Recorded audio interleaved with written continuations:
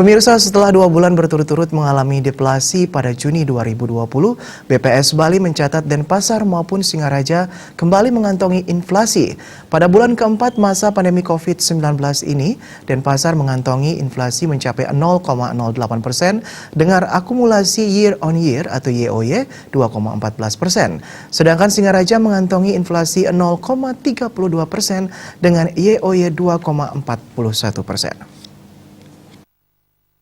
Saat merilis berita resmi statistik, BRS Rabu 1 Juli mengungkapkan memasuki bulan keempat penyebaran COVID-19 di Indonesia, perkembangan harga berbagai komoditas, barang dan jasa konsumsi di Denpasar secara umum menunjukkan kenaikan.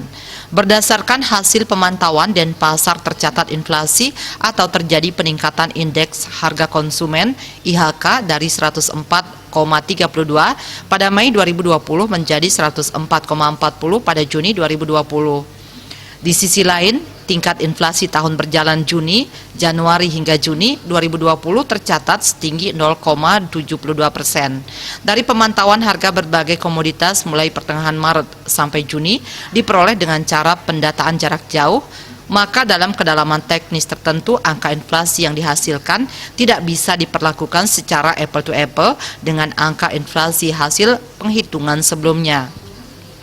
Juni lalu inflasi M2M yang tercatat di Denpasar ditunjukkan oleh adanya lonjakan harga pada 5 kelompok pengeluaran, yakni kelompok 11 perawatan pribadi dan jasa lainnya setinggi 1,91%, kelompok 2 pakaian dan alas kaki 0,44%, kelompok 4 perlengkapan peralatan dan pemeliharaan rutin rumah tangga 0,33%, kelompok 7 informasi komunikasi dan jasa keuangan 0,06% dan kelompok 8 rekreasi olahraga dan budaya setinggi 0,05%. Di sisi lain, periode yang sama ada 3 kelompok pengeluaran tercatat mengalami deflasi, yakni kelompok 1 makanan, minuman, dan tembakau sedalam min 0,29%, kelompok 6 transportasi min 0,19%, dan kelompok 3 perumahan, air, listrik, dan bahan bakar rumah tangga min 0,04%.